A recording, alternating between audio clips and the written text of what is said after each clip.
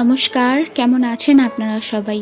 আশা করি আমার পরিবারের সমস্ত সদস্যরা খুব ভালো আছেন এবং আমিও খুব ভালো আছি। দেখতে দেখতে সমস্ত পুজো শেষ হয়ে গেল। এবার শুধু বাকি রয়ে গেল জগদ্ধাত্রী পুজো। আজ মহা অষ্টমী। তাই বাড়ির সবাই মিলে ঠিক করলাম এই বছর চন্দননগরে যাব। এর আগে কোনো বছরে আমার ঠাকুর দেখা হয়নি চন্দননগরে। শুধুমাত্র আমাদের এখানে অষ্টমীর দিনেই পুজো হয় এবং সেটা দশমীর দিনে যথাযথ বিসর্জন দেওয়া হয়। সেটা খুব সামান্য আয়োজন মাত্র, কিন্তু দুর্গাপুজোর মতো যে আয়োজনটা চন্দননগরে হয় সেটা আমাদের এখানে করা হয় না। তাই সবাই মিলে যাব বলে তোড়জোড় করলাম। আর এখানে আমি মেয়ের জন্য খাবার তৈরি করে নিচ্ছি। ওকে এখনও বাইরের খাবার ধরাইনি। আমার মেয়ের বয়স এখন মাত্র 1 বছর, সেই কারণেই হয়তো। তাই একটুখানি প্যানকেক তৈরি করে নিচ্ছি, তারপর একটু করে নেব সুজি। তারপরে যদি কোনো রকম অসুবিধা হয় বাইরে থেকে কোনো বিস্কুট বা অন্য কিছু কিনে নেব বলে ঠিক করেছিলাম। তারপরে চন্দননগরে পৌঁছলাম। আমাদের বাড়ি থেকে চন্দননগর পৌঁছাতে প্রায় 2 ঘন্টা সময় লাগে। বিশ্বাস করো, এতটা ট্রাভেল করতে হবে বুঝে উঠতে পারিনি। 3 থেকে 4টে গাড়ি পাল্টে তারপরে চন্দননগরে গিয়ে পৌঁছলাম। তার মধ্যে ট্রেনের ভিড় তো রয়েছে। প্রথম যে প্যান্ডেলটা দেখতে পাচ্ছ সেটা স্টেশন থেকে একদম বেরিয়ে ব্রিজের নিচ থেকে বাঁ হাতে এত সুন্দর প্যান্ডেল করেছিল, মনে হচ্ছিল যেন সত্যিকারে আবার পুজোতেই আমরা আবার দেখতে বেরিয়েছি। এখানে একটা মজার বিষয় কি জানো, প্রত্যেকটা মায়ের মুখ একই রকম, একই ছাঁচে, একই গয়না, একই সমস্ত কিছু মনে হচ্ছিল। আর এত উঁচু উঁচু বড় বড় ঠাকুর যে তোমাকে মাথা উঁচু করে দেখতে হচ্ছিল। আর একটা কি মজার বিষয় জানো, এই ঠাকুরগুলো এতটাই উঁচু, আমি আমার বরকে একটা কথাই বলছিলাম, যদি এটা কোনো রকম টুল বা কোনো রকম আসন করে ওপরে রাখাও হতো তাহলে ভাবো তো ঠিক কতটা উঁচু হতো। আমরা সবাই একই কথা বলছিলাম যে এত বড় ঠাকুর, দুর্গার ঠাকুরের থেকেও অনেক বড়, কোনো রকম আসন ছাড়াই। আর প্রত্যেকটা মূর্তি একই ছাঁচের, একই রকম দেখতে।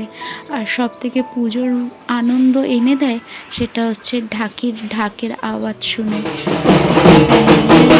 ডেকোরেশন সাজানো প্রত্যেকটা খুব সুন্দর হয়েছে, যেটা দারুণ লাগছিল।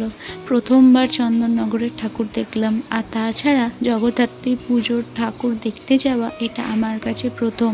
মেয়ে হওয়ার পর থেকে আমি অনেক কিছু পেয়েছি যেটা আমার কাছে লাইফে প্রথম। যেমন ধরো কালী পুজোর প্রথম আমি এই বছর ঠাকুর দেখতে বেরিয়েছিলাম, আবার এই বছর প্রথমই আমি জগদ্ধাত্রী মায়ের মুখ দেখতে পেলাম। আচ্ছা বলো তো, এটা কোন ঠাকুরের সাথে দুর্গা পুজোর মিল পাচ্ছ বলো তো? তোমাদের মনে থাকে তাহলে কমেন্ট বক্সে অবশ্যই জানিও।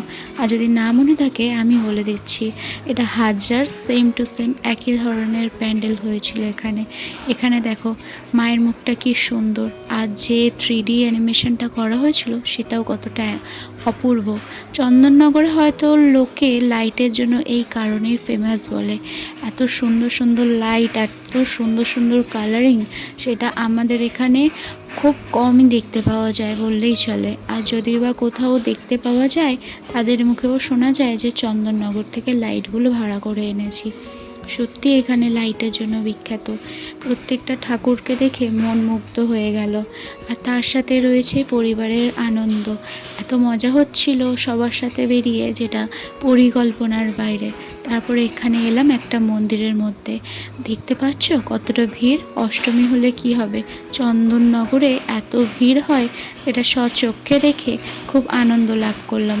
প্রত্যেকটা প্যান্ডেলে যাওয়ার আগে এত সুন্দর সুন্দর লাইটগুলো, যেটা আমি স্বচক্ষে দেখে নিজেকে খুব সৌভাগ্যবান মনে হচ্ছিল যে জগদ্ধাত্রী পুজোর একটা দিনের সাক্ষী হতে পারলাম আমি।